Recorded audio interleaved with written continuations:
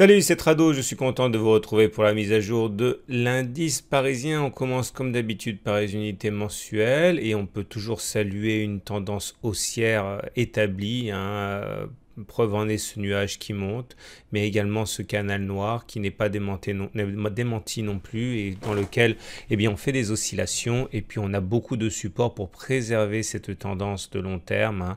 A priori, la moyenne mobile à 20 mois est solide, comme ce support sur lequel on a déjà rebondi à moult reprises ici. Donc pour l'instant, encore une fois, pas de raison d'envisager une inversion de tendance sur les unités longues. Par contre, malheureusement, sur les unités hebdomadaires, la tendance est déjà neutre, on le sait, on l'a dit, on a eu un twist de nuage ici, il était croissant ce nuage, le twist indique que la tendance haussière est finie. Alors attention, après une tendance neutre, on peut repartir en tendance haussière, on peut partir en tendance baissière aussi, mais il n'y a pas de raison a priori de privilégier une tendance baissière.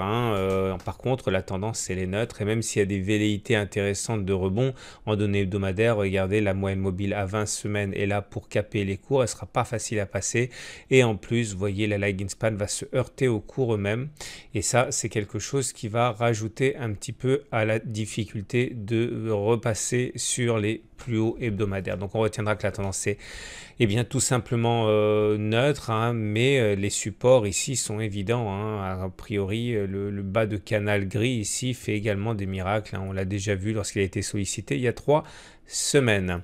Regardez les données journalières et on va commencer par faire un petit peu de ménage et puis rappeler ce qui s'est passé aujourd'hui et qui est assez important. On retiendra aujourd'hui la chose la plus importante qui est la continuation du réchauffement entre les deux présidents américains et chinois. Le président chinois a affirmé qu'il allait finalement envisager d'ouvrir davantage son marché, comprenait baisser les droits de douane pour vendre en Chine, qui était quand même la raison du courroux américain. Et comme actuellement notre grille de lecture est fondée sur les relations sino-américaines, le Dow Jones a rebondi de plus de 1,8%. Et le CAC, bien que plus modeste, a quand même progressé de près de 0,8%, notamment grâce également à des bons résultats, d'excellents résultats de LVMH, qui est quand même la capitalisation la plus importante de la place parisienne et donc forcément ça traîne dans son sillage le CAC 40. Voilà. Donc voilà où on en est pour les fondamentaux et maintenant regardez ce qui s'est passé au niveau graphique. Alors, homme de peu de foi que je suis, je me disais qu'on allait avoir quand même du mal à passer les 5300. Il a suffi d'une petite phrase de monsieur Xi pour assurer tout le monde et du coup la même ligne ici en pointillé rose qui correspond en fait à la médiane de la fourchette de chiffres. Regardez, je vais la tracer comme ça. J'ai fait un module de formation sur les fourchettes. Donc paf, paf, paf. Donc la médiane ici est une résistance et puis le trait qui est au milieu ici correspond également à une résistance. Ça faisait 3 séances qu'on butait dessus et là on est repassé, on a libéré le potentiel et du coup il semble que l'on s'achemine tranquillement vers l'objectif du gap de continuation, c'est-à-dire que voilà le gap, on prend le chemin parcouru avant le gap, on reporte par-delà le gap, ça donne un objectif de 5340 et a priori c'est ce que veulent les marchés. Oui mais alors il y a plusieurs choses à prendre en considération. Tout d'abord, on a effacé la résistance ici du sommet intermédiaire. On a effacé la barrière psychologique des 5300. Ça c'était une résistance, mais là on a toujours la barrière du sommet intermédiaire qui elle n'a pas été passée. Et si maintenant en plus je vous colle de l'Ichimoku dessus, vous vous rendez compte qu'on est quand même dans une zone un petit peu risquée là pour les haussiers, c'est-à-dire que j'ai envie de dire qu'on n'est pas sorti de l'auberge. L'objectif du gap de continuation est bien là, c'est pas la question, mais ça c'est très souvent quand on n'a rien entre l'objectif et les cours, et là c'est pas le cas. Donc il faut faire attention, même si la bougie du jour est plutôt positive avec une clôture dans le tiers haussier, une longue mèche basse, une clôture assez haute. droite hein, par rapport à la bougie elle-même. Donc ça, c'est pas mal, mais ça bute hein, clairement sur des niveaux très importants. Alors, regardez les indicateurs techniques. Alors, vous allez dire que je suis toujours optimiste quand les gens sont pessimistes, comme c'était le cas il y a 2-3 semaines et inversement.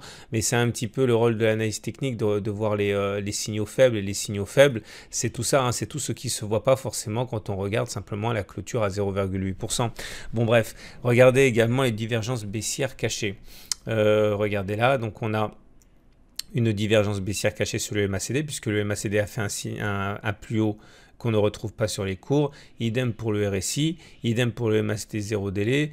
Donc vous voyez, même si globalement la manière dont on utilise les indicateurs techniques nous rassure, puisque le MACD est au-dessus de 0, au-dessus de son signal, le momentum est au-dessus de 0, le RSI au-dessus de 50, tout ça c'est bien, mais voilà, les divergences baissières cachées qu'on ne regarde pas suffisamment, elles nous alertent sur un danger. Qu'est-ce que ça veut dire? Ça veut dire que si vous voulez entrer maintenant pour un swing, c'est dangereux. Alors vous le savez, moi j'ai chargé en bas parce que on était soutenu par des supports importants, donc ça veut dire que maintenant c'est déjà trop tard pour renforcer sur ces niveaux là, parce qu'on a énormément de choses qui militent pour au contraire de la prudence. Maintenant ça sera mieux quand on aura franchi cette zone des 5400 5350, toute cette zone là on aura une petite marge de progression tranquille, et puis bien sûr a fortiori lorsqu'on sera sorti de la zone d'évolution non significative comprise entre 5000 et 5540. Mais pour l'instant, voilà, pour faire simple, le gap nous dit go sur 5330, et il y a quand même pas mal d'éléments qui nous disent attention pour de l'intraday, pourquoi pas, mais engager sur des positions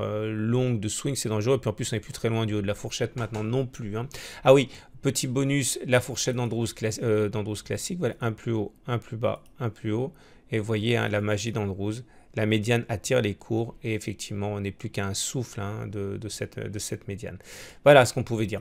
Alors maintenant j'aimerais vous montrer comme d'habitude les données de trading en 1 heure. Alors j'ai comme d'habitude déjà modifié la matrice de trading pour mercredi, hein. Je vous renvoie à la copie d'écran que j'ai réalisée et que j'ai mise dans l'article du jour. Et voilà ce que je vous propose pour demain. Enfin, non, je propose rien du tout, hein, c'est ce que moi je vais garder pour demain.